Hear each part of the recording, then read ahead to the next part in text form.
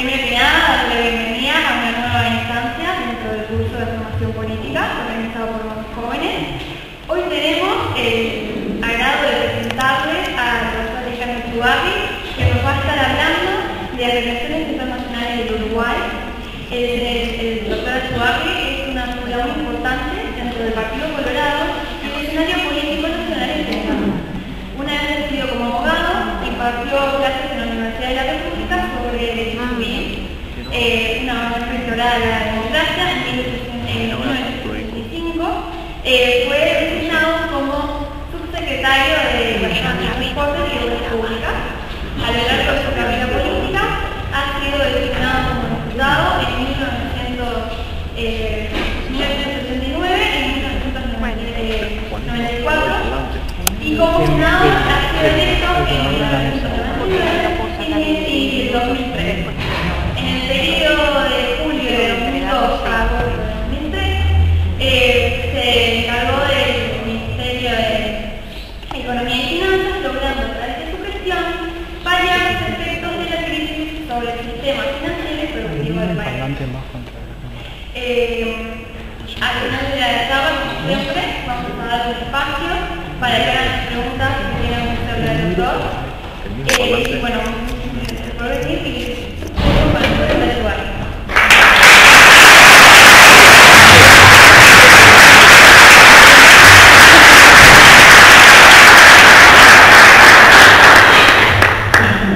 Bueno, primero un enorme gusto de acompañarlos en esta linda casa que recuperamos hace unas décadas atrás. Y bueno, y no pude rechazar cuando me llamó Felipe Jano y me dijo, queremos que hable de las relaciones internacionales. Y me dije, yo no soy experto, no soy experto en nada, pero digo, básicamente tampoco lo soy en relaciones internacionales, no importa, bueno. Entonces luego voy a traer algunas reflexiones, que es la que los uruguayos más me hago, y voy a aspirar a decirles, bueno, como cuando usábamos los microscopios de lente, no los electrónicos de hoy, íbamos de mayor a menor, ¿verdad? Es decir, primero una visión más global, bueno, muy brevemente dónde estamos parados, lo que nos interesa, cómo está el mundo, lo que nos interesa, y llegar a la región y después al Uruguay. Entonces, y tratar de sacar algunas enseñanzas. En esta gráfica, que creo que usted de la Organización Mundial de Comercio, que tiene su 100, su 0 en 1990, o sea, apenas 20 años, muestra el extraordinario crecimiento del comercio entre las naciones. Cómo ese comercio a su vez ha sido un poco el elevador del crecimiento de las diversas economías. Si alguien me hace bien y hace un clic. Si miramos una gráfica más antigua, yo soy del 52, o sea, más o menos de antes que yo naciera, del 50, que es la posguerra de la Segunda Guerra Mundial, vemos el extraordinario crecimiento que ha habido de las exportaciones entre las naciones. Estas son las tasas de crecimiento anual sostenidas en 60 años, ¿verdad? Como todos podemos ver, las manufacturas que pasan del 100 a niveles superiores de 5.000 quiere decir que han crecido 60 veces. Las naciones intercambian, manufacturan en ese ritmo de crecimiento tan enorme los combustibles y los productos agrícolas un poco más atrás. ¿Por qué esta primera reflexión? Y bueno, porque en la década del 50, el 60, el 70 y de vez en cuando hoy día, a veces las naciones tienen la enorme tentación de cerrar. Es decir, bueno, nos cerramos y todo eso que importamos lo hacemos en casa. Miren Argentina ahora, ¿verdad? Esta semana estaba Argentina, no sé qué. Lo que esto procura mostrar, que el aumento de los flujos de comercio en el mundo, acá hay alguien que sabe mucho más que tendría que estar hablando de... El aumento del comercio en el mundo ha sido un enorme motor de crecimiento y en especial de crecimiento de las economías menos desarrolladas. Tal vez el ejemplo más rutilante es China. En el 68 fue la revolución cultural, ¿no? Donde mandaron a los científicos a labrar la tierra. Después en esa rara mezcla de partido único comunista y capitalismo siglo XIX han logrado una tasa enorme. Si podemos hacer otro clic. Bueno, esto es los últimos 10 años de lo que hablábamos de las exportaciones por productos agrícolas, combustibles y demás, mostrando su crecimiento y mostrando acá la crisis 2008-2009. Si hacemos otro clic acá, principales exportadores de manufacturas del mundo. Como ustedes pueden ver, esto es una gráfica de los últimos 10 años apenas. Esta sí. Como ven, ya superó largamente a Estados Unidos y está cabeza a cabeza con toda Europa, con la comunidad europea. En consecuencia, digamos, la primera reflexión es un mundo que cada vez comercia más entre sí. Las estrellas de la película, naturalmente, que son las manufacturas, pero también los productos agrícolas tienen crecimiento sostenible. Y por lo tanto hay una gran vinculación entre poder crecer y poder exportar y también importar, que es la base de ese crecimiento. Reflexión respecto a esto. Bueno, si ustedes recuerdan la Neida y el canto de las sirenas que conducía a las rocas que tentaban las marinas, ¿sí? El canto del proteccionismo que cada tanto se oye y que con una mirada de corto plazo y no solidaria en términos internacionales puede ser atractivo. Yo te vendo a ti todo lo que puedo y después no te quiero comprar porque si te doy más trabajo a lo mío. Eso llevó a atacamientos muy notorios. Y claramente hay un empuje en el mundo entero de intercambiar y de producir cada vez más integrados en el mundo en sí mismo, a pesar de las innumerables barreras que hoy encontramos. Si podemos seguir, a su vez,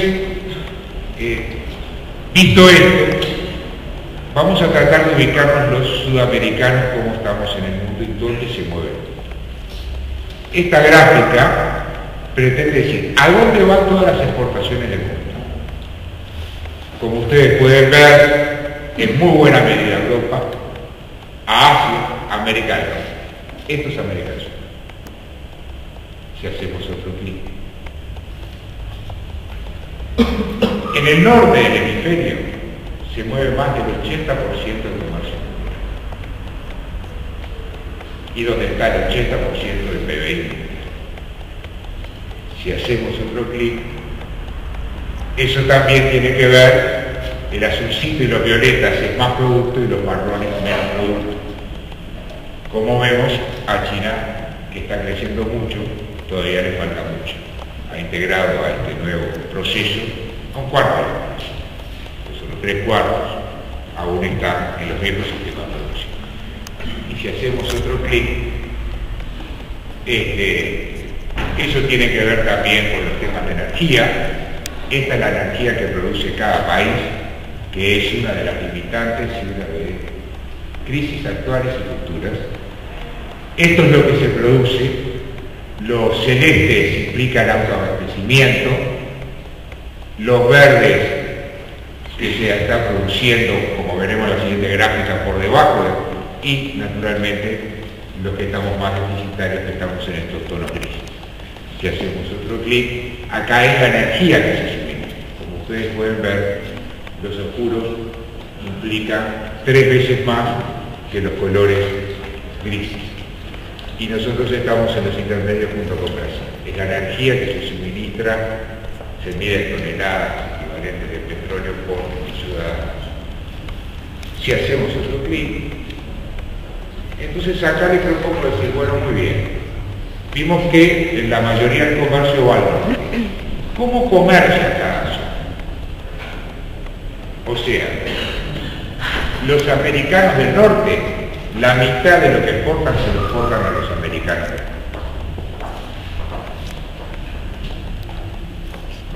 Los asiáticos, bastante más de la mitad, se lo exportan a sí mismos. Si hacemos otro clic, Europa, 3/4 partes de lo que exporta tiene por destino Europa. América del Sur, solo la 1/4 parte de lo que exporta tiene destino América del Sur. Eso va a tener que ver de qué tan fácil o difícil es integrarse y llegar a acuerdos de integración. No es de extrañar que si Europa, la mayor, acá es la Europa entera, ¿verdad? Pero la mayor parte de Europa comercia casi todo entre sí, que llegue a un acuerdo de integración comercial. Es bastante más que eso. En América del Norte, si la mitad de lo que se vende lo vendemos entre mexicanos, norteamericanos y canadienses, es relativamente sencillo llegar a un acuerdo de integración. Ahora, cuando las 3/4 partes de lo que nosotros vendemos no queda en la región, los acuerdos de integración tienen mayor grado. Salvo que esa integración sea para unirnos para vender la vida, cosa que no hacemos. Si seguimos, acá ya llegando a la región, este es el comportamiento desde el 95, o sea, los últimos 15 años, de las exportaciones del comercio exterior, importaciones y exportaciones de los países que integran el Mercosur más Venezuela. Como ustedes pueden ver, ha habido un enorme crecimiento de comercio exterior de todos nuestros países vinculados a nosotros. O sea que tenemos países que están creciendo y que han aumentado sustantivamente su comercio, que ha sido también una de las herramientas para poder crecer. Si seguimos. En el caso de Uruguay, para verlo solo, esta es la curva de aumento del comercio y este es el comportamiento del precio. No en vano, a partir de octubre del 2002 se ha empezado una etapa de crecimiento casi sostenida hasta el día de hoy, que se ve en esta gráfica y que se ve acompañada también por el comercio. Hasta ahí las cosas. Bueno, si seguimos. El Mercosur. El Uruguay integró una negociación que arranca en Brasil y Argentina a comienzos de la década del 90 para, a paso acelerado, tratar de conformar un mercado común. Así se hace en el Tratado de Asunción, donde con un optimismo enorme decidimos que por ley hacíamos el mercado común.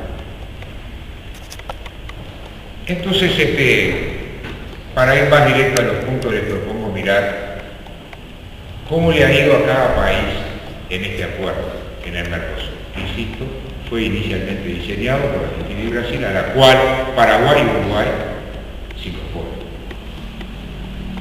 Acá podemos verlo. Esta es la situación inicial, ¿sí?, de comercio adentro del bloque que hemos constituido. ¿Cómo evolucionó, cómo creció el comercio de cada país hacia ese bloque? Como podemos ver, tanto para Argentina y Brasil, el comercio dentro del bloque ha crecido de forma muy importante, 5, 6, 7 veces más de lo que tenía. Paraguay en menor medida y por supuesto a Uruguay es un poco más, está por debajo de lo que le ha crecido el resto del comercio. O sea, le vendemos cada vez menos al Mercosur en proporción a lo que le vendemos a él. Si seguimos. Y eso genera, naturalmente nos va generando, esta es la situación de 1990, cuando teníamos un acuerdo negociado, es horrible, negociado, el PEC y el cauce, que el vicecanciller conoce bien, donde negociábamos que abríamos línea de comercio de territorio. El comercio, en ese caso con Argentina y Brasil, era bastante correcto, como lo muestra la gráfica. A partir de la constitución del Mercosur, como pueden ver, el déficit que tenemos con nuestros vecinos de intercambio es sostenido e importante. Si seguimos, acá lo vemos en la gráfica, ¿ven? Hasta por acá, con fluctuaciones, ¿sí? Acá, por ejemplo, en el 90-91, la crisis en Argentina, cuando estaba Alfonsín terminando el gobierno, pero con todo, ese es el nivel. A partir de la última década, estas son las circunstancias. Y si seguimos, acá está país por país cómo nos va. Con Paraguay nos va bien, pero es lo que tenemos algo positivo siempre. Como pueden ver, con Brasil es más fluctuante y naturalmente con Argentina tenemos un déficit importantísimo. Muy bueno. Si seguimos. El resultado, desde 1995, digamos que entró, es que a la fecha el déficit comercial acumulado, según lo que surge de esta gráfica que la hice yo, pero con los datos de Uruguay 21 y ANADI, sobre todo, es de 12.000 millones de dólares de déficit comercial acumulado. O sea, hemos vendido menos de lo que hemos comprado al mercado.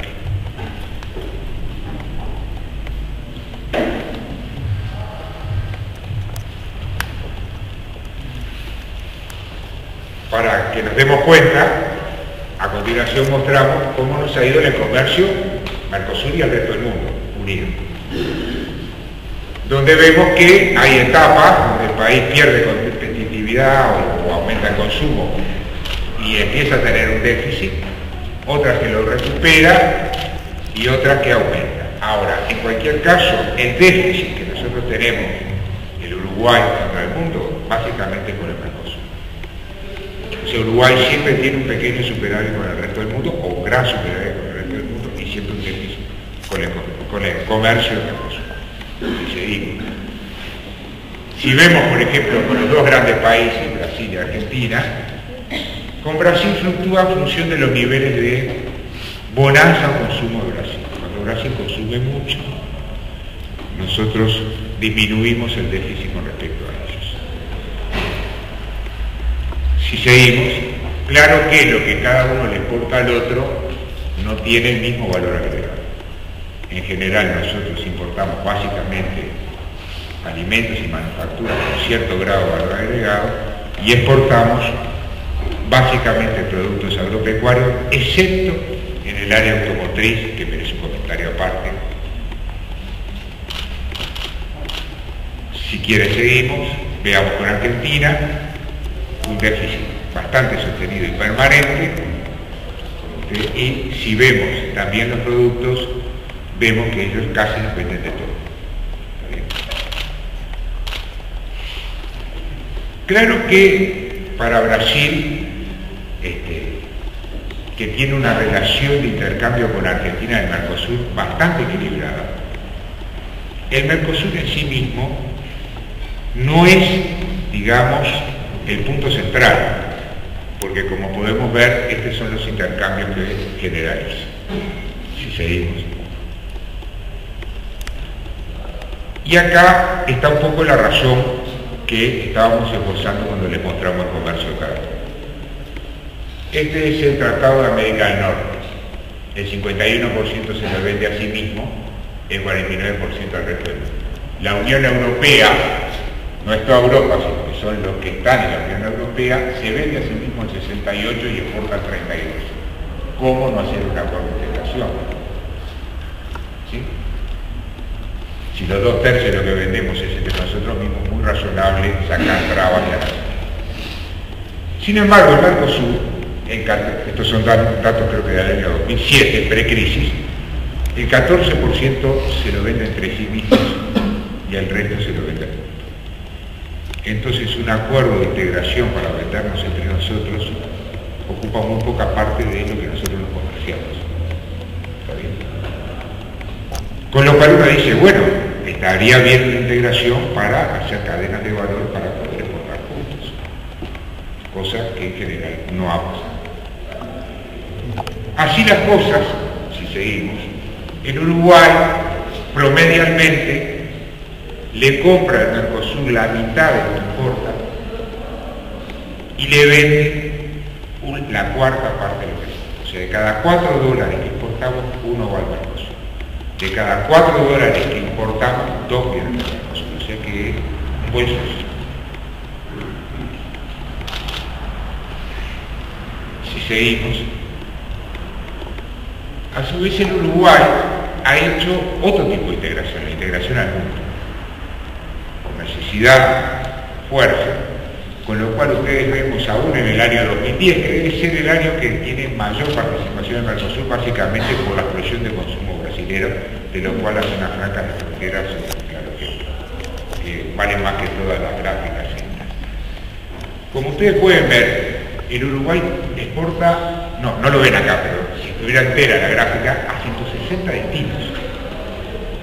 Hay un montón de destinos que no llegan al medio por ciento o al 2 por 1000 del total de exportaciones, que todos sumados son 3 veces lo que le vendemos a la gente.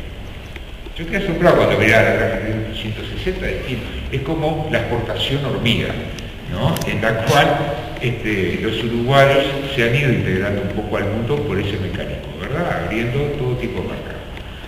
Y donde vemos que salvo con Brasil, en menor medida Argentina, hay algunas concentraciones, pero muy bajas, del 3, del 4%. Con lo cual, podemos ir sacando una conclusión.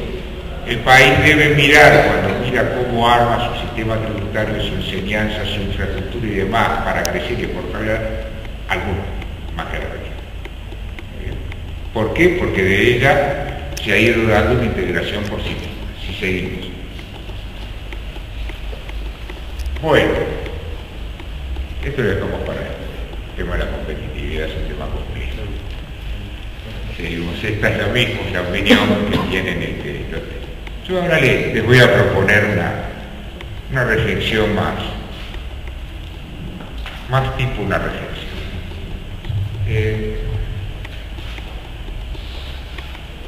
El Uruguay, si lo miramos, digamos, como si no tuvieran la casa caída, un poco una palabra que habíamos puesto para comentar inversiones, ¿por qué Uruguay? ¿Por qué hacer algo?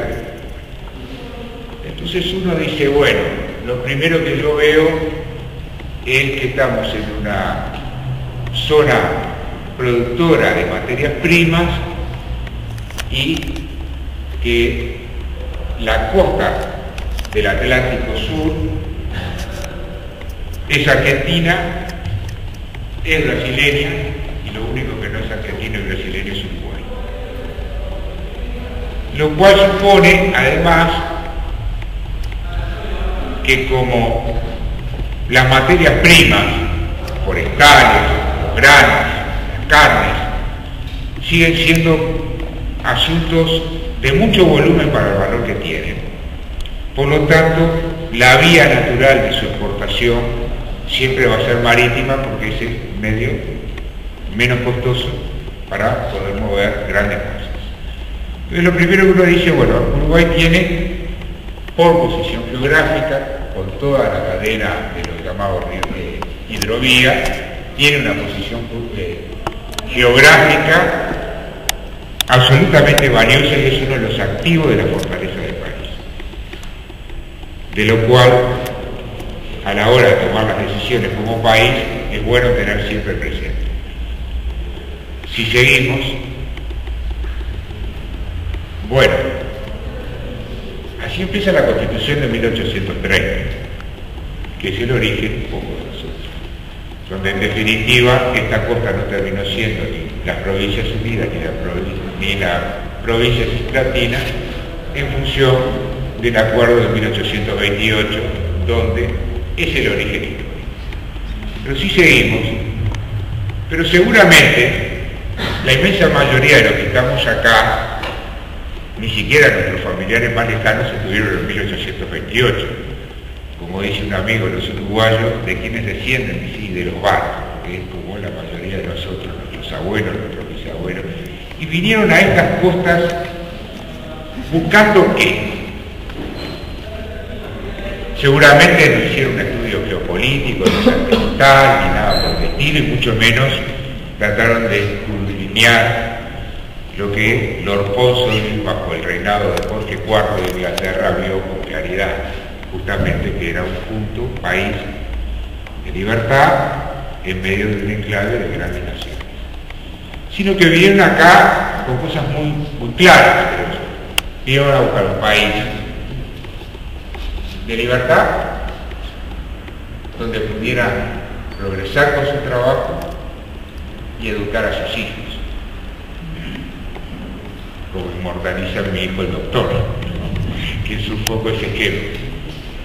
Entonces, esas que son las fortalezas un poco históricas del Uruguay, son las que tal vez nos puedan ilustrar de cómo ubicar al país o qué rumbo asumir.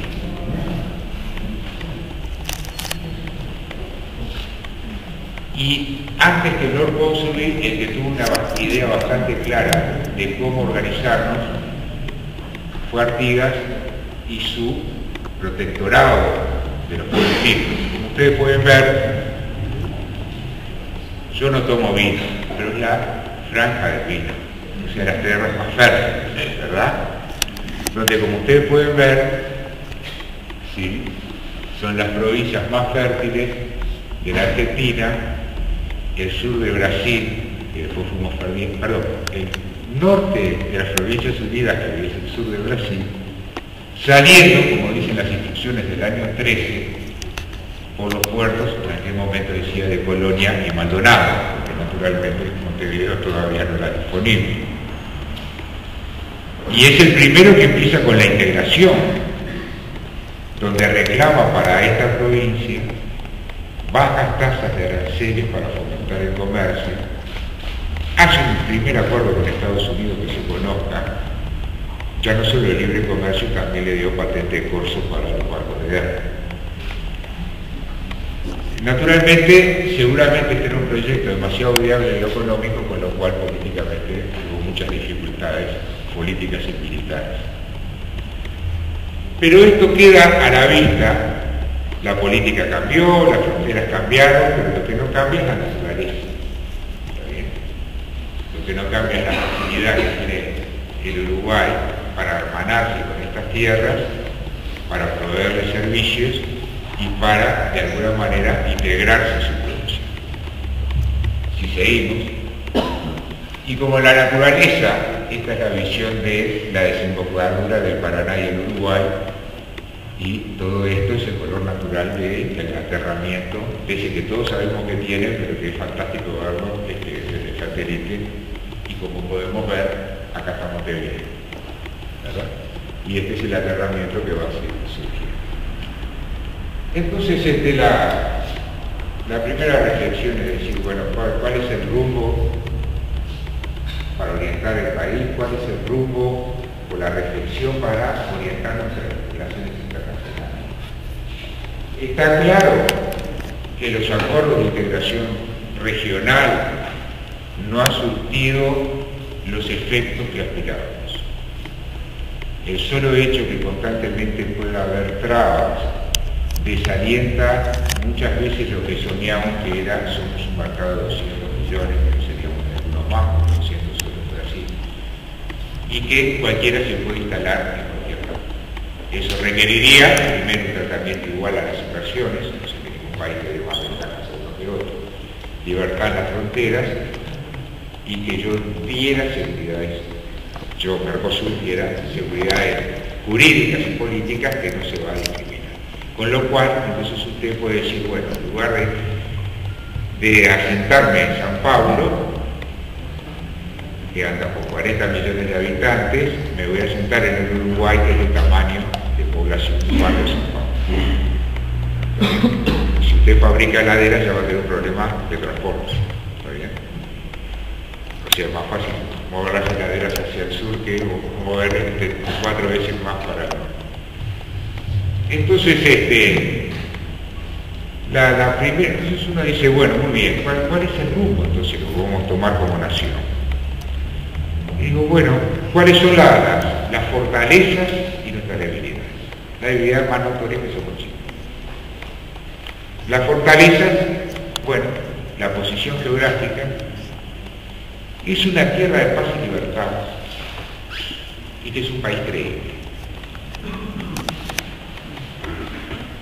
Y yo diría que esto último, en medio de una crisis de liderazgo mundial, donde el norte desarrollado se ha metido un lío espantoso, ha armado sus burbujas y no ha tenido, lamentablemente para todos los demás, que tarde o temprano pagaremos esas consecuencias, el liderazgo suficiente para con firmeza buscarle una salida a lo que es el 80%. Que por más que esa demora prolonga, digamos, una etapa de afluencia de capitales baratos a la región, ¿verdad? A la larga, siempre la factura la pasa para allá, inevitablemente. De vuelta, entonces, ¿qué hacemos los uruguayos? ¿Qué deberíamos hacer? ¿Qué nos gustaría hacer? No sé si me queda una capita más. Bueno, esto acá lo que muestra es productores de forestación, importadores de forestación, como un ejemplo más de lo que va por agua necesariamente va al norte y fortalece nuestra posición. Yo creo que el Uruguay tiene un destino importante y puede tener un enorme destino. Y como no tiene la fuerza que da el tamaño para imponerle a sus socios y vecinos que se cumplan los acuerdos, y como el mundo como es, con estas variantes, el Uruguay despacio ha ido haciendo otro tipo de integración. Si podemos pasar. Esa vamos a volver después, está buena. La integración. No se ve mucho, me disculpa, pero soy bastante atento. Se probó hacer la integración por medio de los estados. En 1980 nos íbamos a integrar todos los americanos del sur y demás. Acuerdo de libre comercio. Probamos con el Mercosur, que sigue existiendo como tal. Es una integración de los estados que siempre está enfrentada a la tentación del más grande de imponer sus reglas cuando tiene dificultades. También hay una integración desde hace bastante tiempo más horizontal que lo hacen las empresas transnacionales. Esas pueden pasar la frontera, venir y comprar todas las fábricas de cerveza, por ejemplo, en un país chico. Entonces hacer una integración entre empresas, o todas las empresas productoras de hierro, la mitad de los frigoríficos. Son todos ejemplos reales, ¿verdad? No está mal, pero como toda organización, como ya describió Adam Smith en su libro La riqueza de las naciones, deje a 6 comerciantes en una taberna y lo primero que tratan de hacer es ponerse de acuerdo en el precio para subirlo. O sea que no hay nada nuevo. Si ustedes hacen una gráfica del precio de la cerveza, que como soy atento no tomo, así que no es porque me duela, van a ver de que hubo un incremento en los precios. Que habría que subsidiarla. Bueno, se puede hacer una campaña política por subsidiar. Y además eso impacta también en los tratadores de cebada, naturalmente. ¿Sí? Porque son parte de la cebada, la lleva a Brasil, si además los brasileños son los dueños de la fábrica de cerveza, ¿no? ¿Qué hay que hacer con esto? Bueno, naturalmente, es decir, aún los estados más liberales del mundo, como Estados Unidos, en su época más liberal del siglo XIX, lo primero que hizo fue hacer las leyes antitrajo, antimonopolio. ¿Para qué? Para proteger al público. O sea que es un asunto que vale la pena tener en cuenta. Pero yo creo que, yo cuando miraba todas estas cosas, que notoriamente nunca me convenció mucho el asunto del Mercosur, dije, pero en realidad acá hay un fenómeno distinto. Un un fenómeno que empezamos a percibir, pero que tal vez no lo racionalizamos, que es la integración de las personas, a través de las personas. ¿Qué quiere decir esto? Que bueno, que los estados pueden poner más trabas, menos trabas, pero las personas van haciendo una natural integración a donde sienten que les va a ir mejor. Así como los europeos vinieron acá e hicieron una integración sin pensar ni preguntar a los estados. De repente los productores argentinos sintieron que aunque acá es más caro trabajar, y lo dicen ellos, tienen más certeza y se vinieron a trabajar acá y produjeron una revolución agrícola del estilo de la que hizo Arnaldaria cuando introdujo el ganado en nuestra república. Porque además generaron con su ejemplo, su know-how, también un efecto bueno de imitación invalorable. Y de alguna manera también lo han hecho los productores brasileños en la otra. Y también lo están haciendo europeos que vienen acá a hacer distintas cosas. Entonces uno dice, bueno, eso que se está dando solo, que afortunadamente poco pueden controlar los estados, es lo que hay que fomentar y es lo que hay que apuntar. Así como los uruguayos hicieron integración al mundo, porque uno se asombra diciendo, ¿cómo? 160 destinos tenemos, 160 países, a veces exportamos esto chiquitito así, pero al final sí. ¿Y eso quién lo hace? ¿Lo determina un gobierno? No. Por más giras y cosas, no. Digo, lo fue haciendo la gente con su imaginación, con su esfuerzo, o porque tenía un pariente allá, o vaya a saber por qué. De la misma manera, entonces yo digo, bueno, para esa integración por afuera de los estados y a favor de las personas, ¿qué podemos hacer para mejorarlo, para fortalecerlo? ¿Y qué tenemos que hacer respecto a los estados? Yo respecto a los estados, creo que hay un viejo concepto en la diplomacia que es el concepto de la reciprocidad. Y yo creo que, aunque no soy muy desfavorable al Mercosur, en realidad a la nación argentina, a la nación brasilera, lo que le venden a Uruguay, ellos como país, importa poco. Eso no quiere decir que después venga un canciller y nos traje algo, sus servicios, porque a su vez el grupo tal, por nacionales, dice que estamos vendiendo textiles o bicicletas y le complicamos la vida. Pero en realidad, si uno mira las cifras de Argentina y las cifras de Brasil, ¿no? Ni van a ser más ricos ni más pobres, con lo que nos venden no nos dejan de vender acá. Y ahora eso sí, ellos se trancan todo donde la balanza entre ellos esté apenas equilibrada. Cosa que ha hecho Argentina en los últimos 3-4 años con la producción brasilera. ¿Sí? Y ahí estaba el canciller anterior, Morín, explicándole al Senado brasilero en el año 2009, o sea, apenas 2 años, que bueno, que sí, que había que soportar un poco las trabas argentinas porque había un propósito mayor que no explicaba, pero que los brasileños entendían que si queremos evidencia en el mundo, no podemos estar peleando con la Argentina, que así podemos decir que hablamos por toda América. Ese es en definitiva el destino manifiesto de Brasil, o por lo menos el que Brasil cree. Yo tengo la impresión de que en una política a largo plazo y el criterio de la reciprocidad, porque además la negociación por ramas de actividad y por cupos, en definitiva nosotros ¿qué necesitamos? No es tanto venderle más al Mercosur, pero sí tener la certeza que los uruguayos o las uruguayas que pongan una textil, que pongan una fábrica de bicicleta, o entran o no entran. Si no entran, no la van a poner para vender a los argentinos, la pondrán porque le pueden vender a los congoleños. El problema es que ahora, hoy no tenemos certeza. ¿Sí? No tenemos certeza de lo que va a encontrar nuestra producción al llegar a hoy. Y no tenemos certeza además de las combinaciones de impuestos. A ver, en el caso de Brasil, una vez nos vino a ver el presidente de la Comisión de Hacienda de México, cuando recién se habían integrado en Estados Unidos. Entonces le pregunté, ¿cómo te va? Y el mexicano muy simpático me dice, mira, es como dormir con un elefante. Es muy bonito, pero por ahí dormido se da vuelta y te aplastó y no se dio cuenta. Yo creo que por el tema de Brasil, o sea, yo no estoy... Alguien está maquinando para el problema.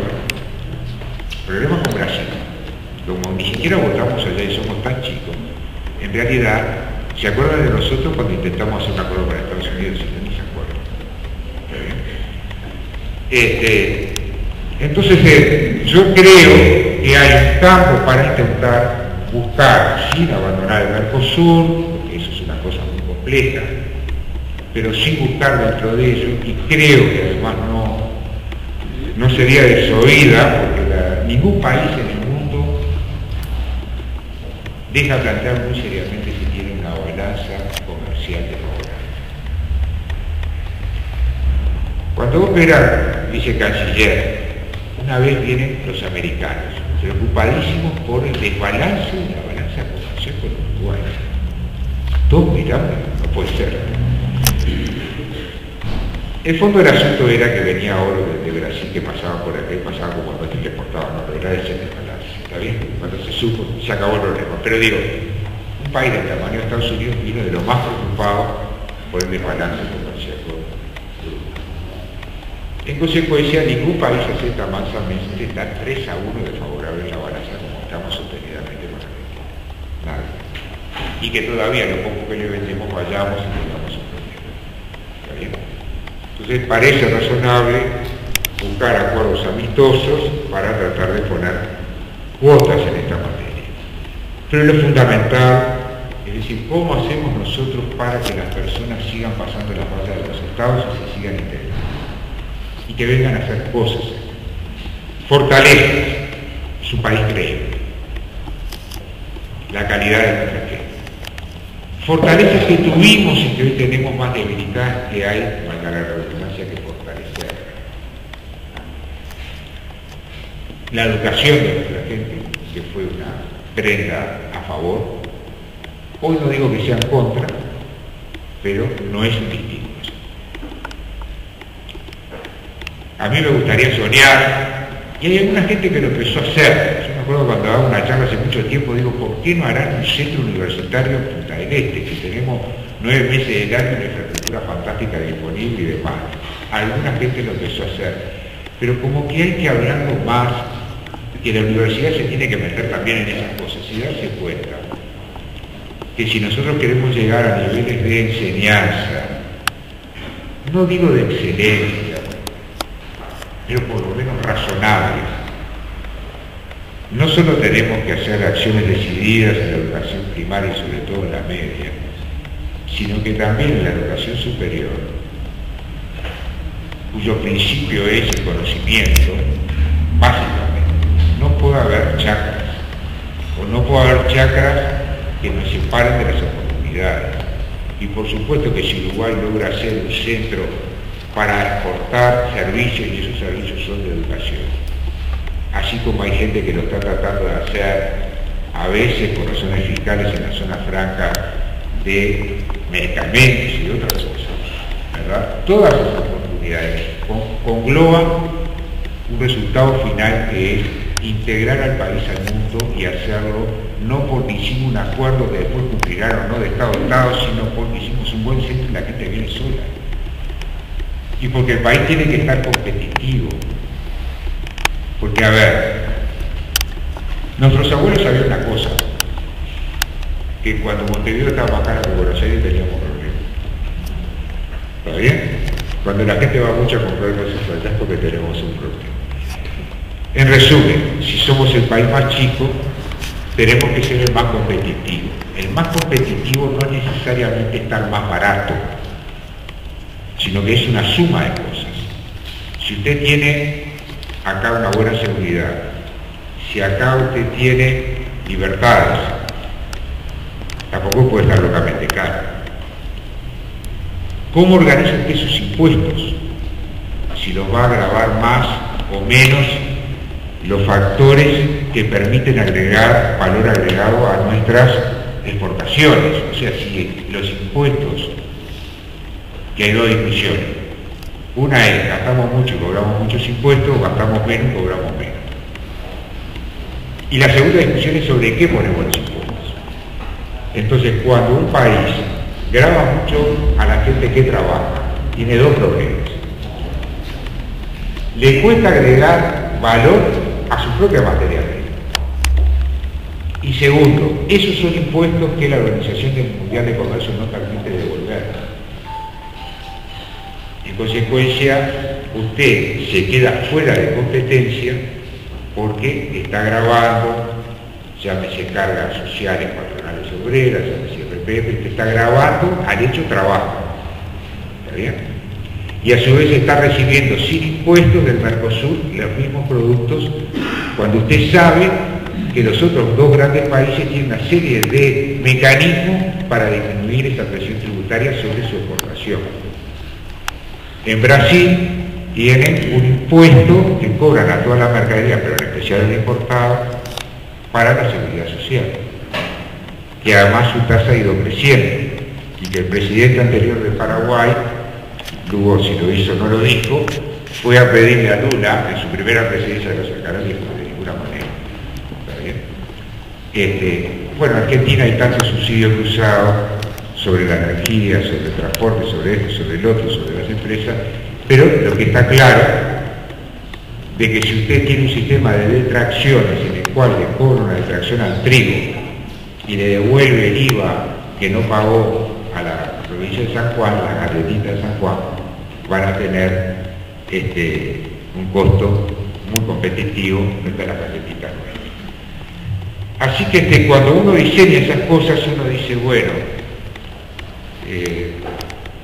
en el mundo siempre la discusión más impuestos o más gastos o qué gastamos mejor o peor es muy ardua y no es el tema de extracción.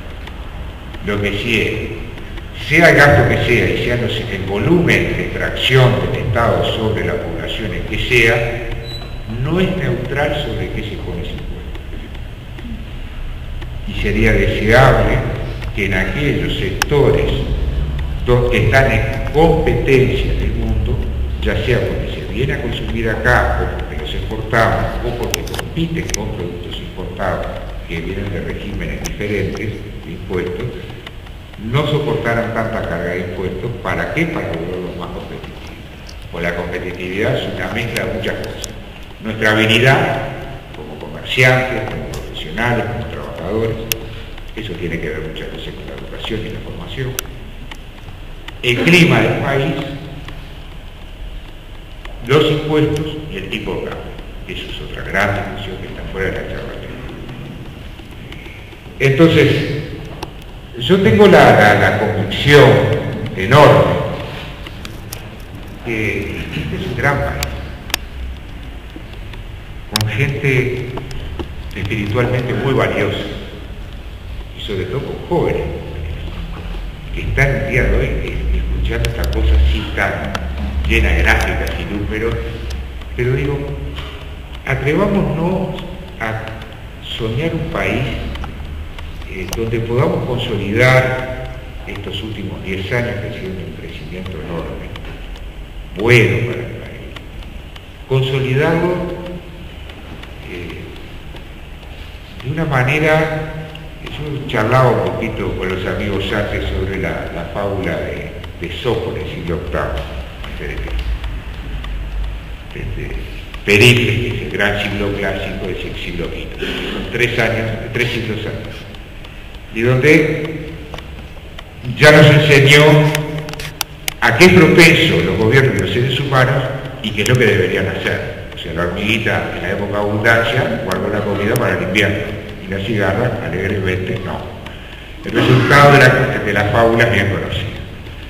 Entonces, un poco es decir, bueno, eso es como el corto y mediano plazo, ¿verdad? Protejamos al país, porque los ciclos económicos están descritos en la Biblia, en los 7 años de vacas gordas y los 7 años de vacas flacas. Así que bien, nadie sabe cuándo, ni cómo, ni por qué. Si es despacito o es por la histeria de estos conductores de fondos de inversión. Hay un librito de Alan Friedman delicioso, medio grueso, pero en el cual explica prolijamente que las grandes corporaciones y fondos de pensiones, la gente que son a 30 años, al final no tienen dueños. ¿Por qué? Porque antes era Rockefeller, la familia Ford, ahora son corporaciones. Entonces al final lo que mandan son los gerentes. Y los gerentes fijan sus remuneraciones no en lo que se va a ganar para cuando nos jubilemos todos 30 años, sino en lo que van a ganar en los próximos 6 meses. Entonces eso ha convertido estos fondos, que hoy por hoy mueven más expectativas que los propios gobiernos, porque mueven mucho dinero, pero además mueven derivados y además mueven futuros. Entonces su capacidad de especulación es gigantesca. Muchas veces, como lo estamos viendo, uno le asombra a veces por encima de la Reserva Federal y por encima de muchas otras cosas. Entonces estos señores, es decir, algún señor que se retiró, se ve que la tenía tan clara, diciembre del 2007, marzo fue la crisis, llevó $1.000 millones de bonos por sus inestimables servicios. Entonces hoy, lamentablemente, es un mundo que a veces, en el corto plazo, no es fácil de prever. En el largo plazo sí que está claro. Si usted es Estados Unidos de Europa, se pasa 15 años consumiendo de más y dejando que los chinos trabajen, se sabe que tarde o temprano va a tener que pagar eso. El sentido común lo hace, como una familia. Si usted se pasa, ojo con las tarjetas, si usted se pasa consumiendo más de lo que gana, porque le pusieron el plástico en el bolsillo, y le pareció que la cuota estaba buena, y no miró que era el 70% de interés anual en un país que tiene menos de 10 de inflación anual, ¿está bien? O sea que usted está pagando la tasa de interés más alta del universo cuando consume, ¿está bien? Pero le metieron la publicidad, se entusiasmó y dije, bueno, después veo, pero el plasma no llegó. Bueno, con los países lamentablemente pasa un poco lo mismo, ¿verdad? Y bueno, yo que estaba en el gobierno voy a contar esta bonanza y me voy a poner normativo. Y entonces cuando viene el otro y tiene que hacer la junta, dice, sí, pero quiero tu voto que vos armaste el lío. No, yo no te lo doy. Eso creía. Y en mayor o menor medida, la discusión de los republicanos y los demócratas de Estados Unidos era fantástica. Estamos todos de acuerdo que vamos a aumentar alegremente, o no tan alegremente, nuestro endeudamiento. Hay una cosa en internet preciosa que muestra en filas de dólares, no sé si alguno la vio, lo que es la deuda de Estados Unidos, una cosa maravillosa, más alta que su país, una cosa así maravillosa. Sino que la discusión era, como tenemos elecciones dentro de pocos meses, yo digo que es con recortes y tú dices que es poniendo más impuestos. Y estuvieron hasta el último día. Lo que somos más bien con esto no teníamos, ni siquiera hicimos el menor estrés, no teníamos duda que siempre iba a aparecer la fórmula salvadora atrasando el reloj según la costumbre uruguaya, y va, pero bueno, falta de liderazgo, ¿no? En un mundo que está con una enorme crisis de liderazgo.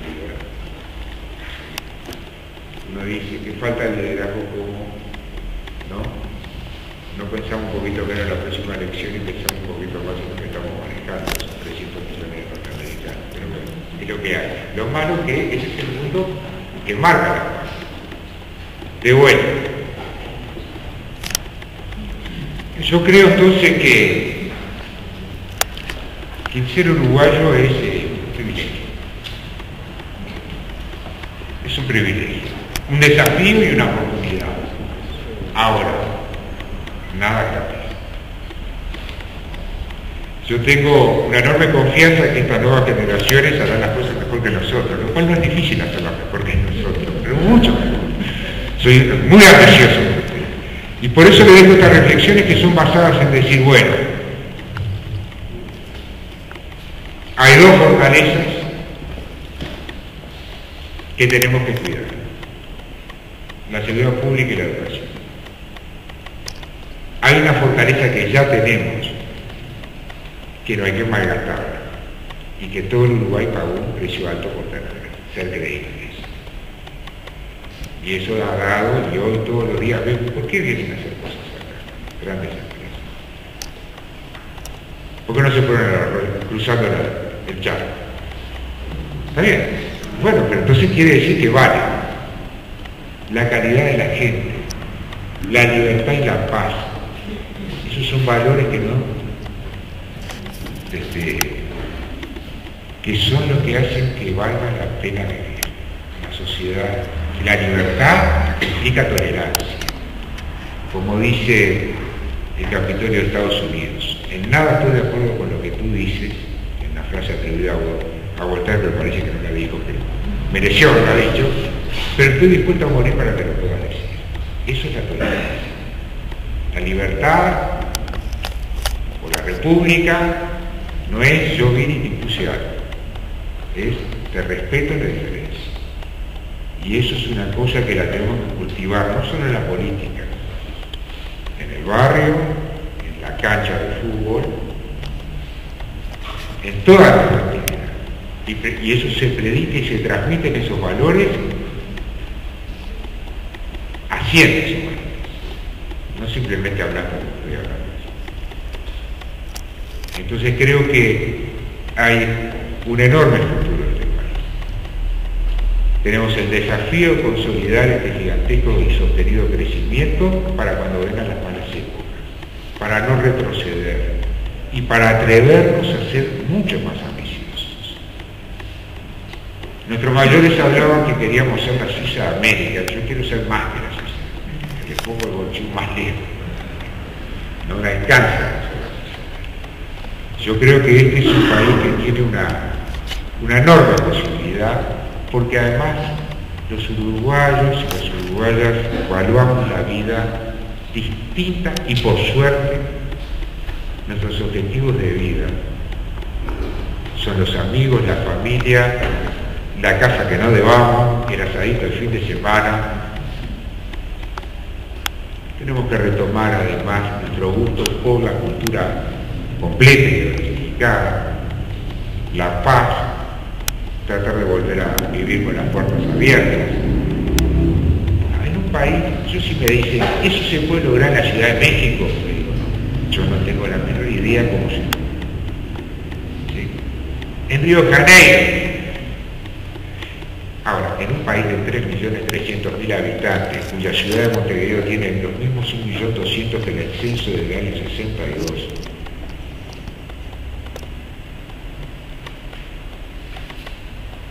yo creo, nosotros podemos, debemos hacer. Y creo que hay algunas cosas que las tenemos que hacer con sentido nacional.